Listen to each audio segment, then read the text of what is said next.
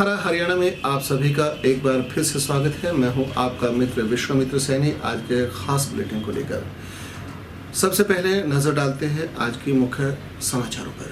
54वीं हरियाणा राज्य सब junior badminton प्रतियोगिता दूसरे दिन भी जारी।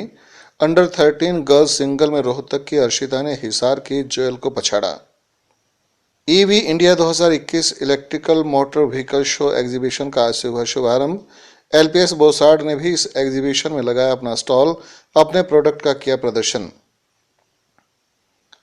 महामारी से बचाव के लिए टीकाकरण ही एकमात्र सुरक्षा कवच, कहा डॉक्टर अनिलजीत त्रेहान ने। अब तक दी जा चुकी है 12,18,588 डोज।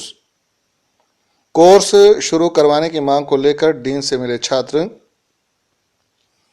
कोरोना की तीसरी लहर की आशंका के चलते टीकाकरण अभियान हुआ तेज। क्रिसमस दिवस की पूर्व संध्या पर बच्चों ने दिखाए रंग बिरंगे कार्यक्रम। अखिल भारतीय किसान सभा हरियाणा राज्य कमेटी की बैठक का हुआ आयोजन। पूर्व पार्षद जगबीर राठी की माता को श्रद्धांजलि देने पहुंचे सामाजिक व राजनीतिक लोग।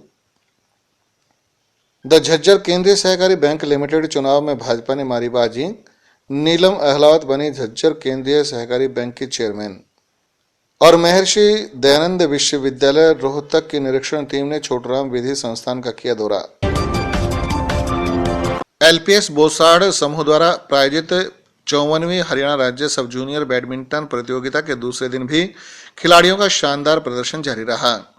जिला बैडमिंटन एसोसिएशन के अध्यक्ष यशपाल सिंह पंवार ने बताया कि महर्षि दयानंद विश्वविद्यालय के डॉक्टर मंगल सेन बहुउद्देशीय जिम्नेजियम हॉल और लाढ़ौत रोड स्थित नवयुग स्कूल में आज अंडर 13 और अंडर 15 वर्ग के लड़के व लड़कियों के मिक्स्ड डबल्स व सिंगल्स मुकाबले हुए।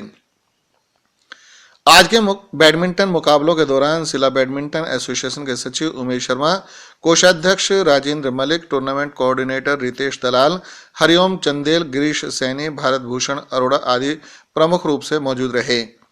रोहतक की अर्शिता ने हिसार की जोयल को 21-12, 21-14 से हराया। रोहतक की मनस्वी ने सिरसा की संगीत को 21-15, 21-17 से पराजित किया। जो हमारी 54th स्टेट सब जूनियर बैडमिंटन चैंपियनशिप है 23 को शुरू हुई है और ये 26 दिसंबर तक चलेगी, जिसमें पूरे हरियाणा के सभी डिस्ट्रिक्टों के 400-450 के करीब बच्चे और बच्चियाँ आए हैं। और जो बच्चे यहाँ खेल के सिलेक्ट हो गए हैं वो हरियाणा को रिप्रेजेंट करेंगे नेशनल गेम्स। ये जो बच्चे यहाँ आए हैं ये इस गेम के लिए आए हैं और ये सब अपने अपने डिस्ट्रिक्ट्स में वहाँ चैम्पियंस हैं, रनर अप हैं, जो वही टीम यहाँ आई है। और इनके लिए हमने 4 कोर्ट यहाँ स्टार्टिंग में आरंभिक दौर के एमडीयू में हैं जहाँ बच्चियाँ खेल रही हैं, और 4 कोर्ट हमें नवयुग शिक्षा निकेतन स्कूल है वहाँ लड़कों के लिए चलाए हैं, ताकि आरंभिक दौर के मैच में ज़्यादा वो ना हो और आराम से ये गेम हो सकें पूरे। ग्रेटर नोएडा के इंडिया एक्सपो सेंटर में EV India 2021 electrical motor vehicle exhibition का आज से शुभारंभ हो गया है। यह एग्जीबिशन 3 दिन तक चलेगा, जिसमें देश की तमाम बड़ी कंपनियों ने भाग लिया है। इस एग्जीबिशन में एलपीएस बोसाड कंपनी ने भी अपने प्रोडक्ट की प्रदर्शनी लगाई है। एलपीएस बोसाड कंपनी के एमडी राजेश जैन ने बताया कि आज के युग में इलेक्ट्रॉनिक्स मोटर व्हीकल की मांग है। एलपीएस बोसाड मोटर व्हीकल से लेकर हवाई जहाज तक में लगने वाले कंपोनेंट्स बनाती है। एलपीएस बोसाड एक ऐसा ब्रांड है और एक ऐसा नाम है जो किसी परिचय का मोहताज नहीं है।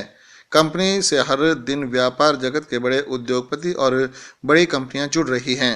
आज एलपीएस बोसाड ने ईवी इंडिया नोएडा में पार्टिसिपेशन किया है और जो इलेक्ट्रिक व्हीकल्स का ये जो सेगमेंट है एक इमर्जिंग सेगमेंट है और एलपीएस बोसाड के लिए बहुत अहम सेगमेंट है। तो आज मोदी जी के जो मेक इन इंडिया का प्रोजेक्ट है और पूरी दुनिया जो सस्टेनेबिलिटी और एनवायरनमेंट की बात कर रही है, क्योंकि 25% जो पोल्यूशन लेवल्स है वो आपका ऑटोमोबाइल से होता है। तो एलपीएस बोसाड का जो जुड़ाव है, आज इलेक्ट्रिक जो बसेज आ रही हैं जेबीएम की, जो हमारे अपने कार्स आ रही हैं, स्कूटर्स, मोटरसाइकिल्स, 3 व्हीलर्स, तो ऑलरेडी हमने 1000 से ज़्यादा कंपोनेंट्स इलेक्ट्रिक व्हीकल्स के लिए डेवलप कर लिए और हमें लग रहा है कि भी हमारा अगले 100 वर्षों के लिए भी बड़ा फ्यूचर है। तो चाहे कंपनीज में आपस में कंपटीशन हो पर सबको हमारे प्रोडक्ट चाहिए और सबको एक रिलायबल फास्टनेस से देखने में छोटा सा प्रोडक्ट लगता हो पर इसमें प्रिसीजन है। मेरा नाम स्वदेश कुमार है। मैं CEO इंडियन एग्जीबिशन सर्विसेज हूँ। हम लोग एक प्रोफेशनल एग्जीबिशन ऑर्गेनाइजिंग कंपनी है जो इंडिया में डिफरेंट सब्जेक्ट्स के ऊपर एग्जीबिशंस करते हैं और इंडिया की लीडिंग एग्जीबिशन ऑर्गेनाइजिंग कंपनी है। अभी हम लोग एक एक्सक्लूसिव सब्जेक्ट इलेक्ट्रिक व्हीकल के ऊपर ये एग्जीबिशन EV इंडिया एक्सपो हम लोगों ने ऑर्गेनाइज किया है, जिसका बहुत ही अच्छा रेस्पॉन्स हमें इंडस्ट्री से और लोगों की तरफ से मिला है। इवन आप लोगों की तरफ से, मीडिया से भी हम लोगों को इसमें बड़ा रेस्पॉन्स मिला है और बड़ा आप लोगों की तरफ से उत्साहवर्धन हुआ है हमारा। जिला टीकाकरण अधिकारी डॉक्टर अनिलजीत त्रेहान ने बताया कि जिले में महामारी से बचाव के लिए चलाए जा रहे टीकाकरण अभियान के तहत अब तक 12,18,588 डोज दी जा चुकी हैं। आज जिले में 11,053 व्यक्तियों को कोरोना विरोधी टीका लगाया गया। इनमें से 3,786 व्यक्तियों को प्रथम डोज तथा 7,267 व्यक्तियों को दूसरी डोज लगाई गई। उन्होंने बताया कि हेल्थ केयर वर्कर को अब तक 25,040 डोज दी जा चुकी हैं। इसी प्रकार फ्रंट लाइन वर्कर को 15,764 डोज दी जा चुकी हैं। इसी प्रकार 18 से 44 आयु वर्ग में 7,04,633 डोज लगाई जा चुकी हैं। इसी प्रकार 45 से 60 आयु वर्ग में 2,62,184 डोज लगाई जा चुकी हैं। उन्होंने बताया कि 60 वर्ष या इससे अधिक आयु वर्ग में 2,10,967 डोज लगाई जा चुकी हैं। मैं आप लोगों के माध्यम से बताना चाहूँगा, जैसे सरकार की जो नई गाइडलाइन आई है वैक्सीनेशन से संबंधित, उसको देखते हुए लोगों का बहुत उत्साह है और लगभग कहेंगे कि 100% से भी ज़्यादा जो है कल और आज में जो जितनी जहाँ 200 डोज लगती थी, कल भी हमारे यहाँ 420 डोज लगी थी और आज अभी 1:30 बजे तक लगभग मोर देन 500 डोजेज लग चुके हैं। हम उम्मीद करते हैं कि जो भी लोग हैं जो किसी वजह से किसी कारणवश नहीं आ पा रहे थे, सरकार की गाइडलाइन का पालन करते हुए आएंगे और उनको हम पूरा सहयोग कर रहे हैं। सरकार के निर्देशों की पालना की जा रही है। कुछ दिनों पहले महर्षि दयानंद विश्वविद्यालय के कुलपति के सामने उठाई गई मांग को लेकर शहीद भगत सिंह युवा छात्र संगठन के सदस्य डीन एकेडमिक्स से मिले। डीन से मिलकर छात्रों ने शारीरिक शिक्षा विभाग के BPEd व MPEd कोर्स को दोबारा शुरू करने की अपील करते हुए संगठन के अध्यक्ष प्रदीप मोटा ने कहा कि छात्रों के हित को देखते हुए विश्वविद्यालय को इनके बारे में सोचना चाहिए। इन कोर्सों के न होने की वजह से आसपास के जिलों के सभी छात्रों को दूर दूर तक जाना पड़ता है। इसके एवज में डीन एकेडमिक ने छात्रों को आश्वासन दिया कि बहुत जल्द इन कोर्सों को शुरू करने की विधि को सुचारू रूप में अमल में लाया जाएगा।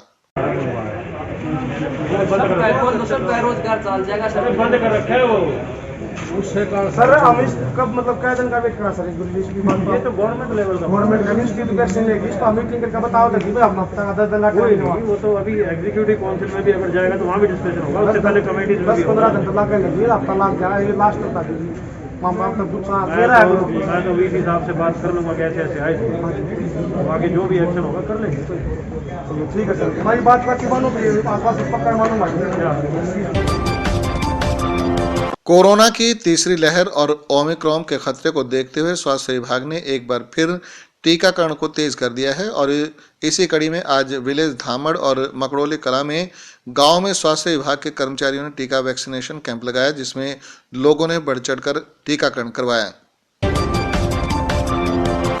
क्रिसमस पर्व पर Swami Nityanand senior secondary school Rohtak में बच्चों ने विभिन्न शानदार पोशाकों में अपनी प्रस्तुतियां दी।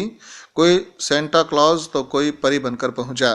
किसी ने सुनाई कविताएं, किसी ने बांटी टॉफियां, किसी ने बांटी रेवड़ी और मूंगफली। इस सुंदर कार्यक्रम में चौथी कक्षा की भूमिका मलिक परी की वेशभूषा में प्रथम स्थान पर रहीं। वहीं प्रीति मलिक ने सेंटा क्लॉज की ड्रेस में अपनी प्रतिभा दिखाई। इस मौके पर प्रिंसिपल नीतिका और उनके स्टाफ ने बच्चों को पुरस्कार बांटे। क्रिसमस कहता है एक बार साला भरकर गिफ्ट लेकर आता है। माँ बोलती है वे बच्चों को प्यार करता, हरे हरे देखो सुंदर सरा के लेता मारी start jingle bell no for Akhil Bharatiya Kisan सभा हरियाणा राज्य कमेटी की बैठक आज राज्य प्रधान फूल सिंह शौकत की अध्यक्षता में जसवीर स्मारक में संपन्न हुई। बैठक में किसानों की लंबित मुद्दों पर संघर्ष करने का निर्णय किया गया और इसके साथ ही हरियाणा राज्य कमेटी ने प्रदेश भर में आंदोलनरत आंगनवाड़ी वर्कर्स की हड़ताल का पुरजोर समर्थन का प्रस्ताव पारित किया। किसान सभा हरियाणा की राज्य स्तरीय कन्वेंशन 8 जनवरी को जींद में होगी। किसान सभा राष्ट्रीय वित्त सचिव कृष्ण प्रसाद ने कहा कि कृषि कानूनों की वापसी देश के किसान मजदूरों की एकता की जीत है। एक साल के संघर्ष ने देश के किसानों को एकजुट कर दिया है। अब किसानों के अन्य मुद्दे जिसमें फसलों की सरकारी खरीद व एमएसपी के सवाल पर संघर्ष जारी रहेगा। साथियों, आज किसान सभा हरियाणा राज्य कमेटी की बैठक जसवीर स्मारक में हुई थी, जिसमें किसान आंदोलन की जीत के बाद जो किसानों के अन्य मुद्दे हैं उन पर विचार विमर्श किया गया, जिसमें प्रमुख तौर पे पिछले दिनों जो बारिश के चलते फसलें बर्बाद हुई थी उसका मुआवजा जो है सरकार द्वारा अभी तक नहीं दिया गया, उसका मुआवजा जल्द से जल्द दिया जाए। यूरिया की प्रदेश भर में भारी किल्लत बनी हुई है, उस किल्लत को दूर करते हुए सभी किसानों को यूरिया उपलब्ध करवाया जाए। साथ ही जो बारिश और जल भराव के चलते जमीन खाली रह गई थी उसकी स्पेशल गिरदावरी करते हुए खाली जमीन का जो है मुआवजा किसानों को दिया जाए। इसके साथ ही आवारा पशुओं की एक समस्या बनी हुई है, तो इन तमाम मांगों को लेकर किसान सभा हरियाणा आगामी समय में अभियान भी चलाएगी और जो भी अधिकारी हैं चंडीगढ़ के अंदर उनसे जाके मुलाकात भी करेगी। रोहतक के पूर्व पार्षद जगबीर राठी की माता चलती देवी के निधन पर शोक व्यक्त करने के लिए इनेलो के प्रदेश अध्यक्ष नफे सिंह राठी आज पूर्व पार्षद जगबीर राठी के आवास किशनपुरा पर पहुंचे और उन्होंने पुष्प अर्पित कर स्वर्गीय चलती देवी की मूर्ति पर पुष्प अर्पित कर श्रद्धांजलि दी। श्रद्धांजलि देने वालों में महिला जनवादी महिला समिति की जगमती सांगवान, पूर्व पार्षद संजय दलाल, इनेलो नेता डॉक्टर नफे सिंह लाली, धर्म सिंह देशवाल, पूर्व मंत्री मनीष करोर, पूर्व सांसद शालीलाल बत्रा और पूर्व चेयरमैन संजय अत्री सहित अनेक गणमान्य लोग शामिल थे। हम बता दें कि वो 92 वर्ष की उम्र में 17 दिसंबर को उनका देहांत हो गया था। पिछले कुछ समय से वो बीमार थी। उनकी 13वीं 27 दिसंबर सोमवार को प्रातः 10 बजे होगी।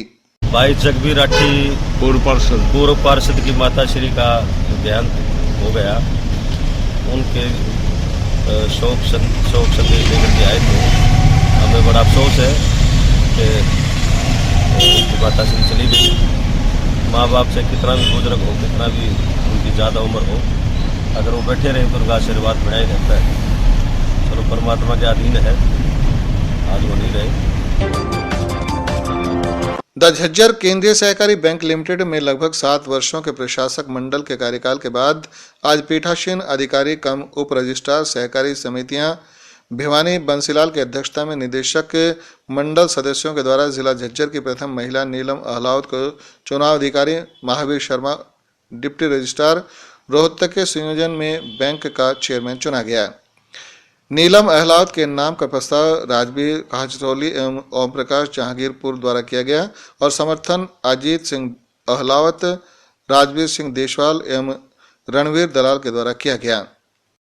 नीलम देवी को चेयरमैन बनाने पर तहे दिल से हम धन्यवाद करते हैं और आप लोग आए, आप लोगों ने हौसला अफजाई किया, इसके लिए बहुत बहुत धन्यवाद। पुलिस प्रशासन और कोऑपरेटिव डिपार्टमेंट का प्रशासन और एडमिनिस्ट्रेशन प्रशासन का मैं विशेष रूप से आभारी हूँ और धन्यवाद करना चाहता हूँ कि इन्होंने बड़ा शांतिपूर्वक तरीके से इस चुनाव को संपन्न कराया। ये चुनाव तो एक खेल की तरह होता है, 5 साल में एक बार आता है, तब 5 साल के लिए ये डायरेक्टर बने हैं, तो इसको खेल की तरह ही रखना चाहिए। मेरी घरवाली चेयरमैन बनी है, इसलिए जिनने वोट दी उनका भी धन्यवाद, ना दी उनका भी धन्यवाद। सबको साथ लेकर चलाएंगे। बैंक के कर्मचारियों को पूरा मान सम्मान दिया जाएगा। आम पब्लिक के लिए जो ज़्यादा से ज़्यादा अच्छे काम होंगे, जो बैंक सुविधा देश के है, वो सुविधा देंगे। छोटूराम विधि संस्थान में शुक्रवार को महर्षि दयानंद विश्वविद्यालय की टीम ने निरीक्षण किया। छोटूराम विधि संस्थान जाट शिक्षण संस्था रोहतक के अंतर्गत MDU रोहतक से संबद्ध एवं बार काउंसिल ऑफ इंडिया नई दिल्ली द्वारा मान्यता प्राप्त है। संस्थान के निदेशक डॉक्टर आनंद देशवाल ने बताया कि छोटूराम विधि संस्थान 2009 से विधि के क्षेत्र में विधिक शिक्षा के लिए अग्रसर है व विधिक क्षेत्र में अनेक आयाम हासिल किए हैं। वर्तमान में संस्थान BA LLB 5 वर्षीय, LLB 3 वर्षीय एवं LLM 2 वर्षीय पाठ्यक्रम सफलतापूर्वक संचालित कर रहा है। वर्तमान में संस्थान में 861 विद्यार्थी अध्ययनरत हैं। और इसके साथ ही ये खबरों का सिलसिला अब यहीं पर समाप्त होता है। अगले बुलेटिन में आपसे फिर मुलाकात होगी। तब तक के लिए नमस्कार।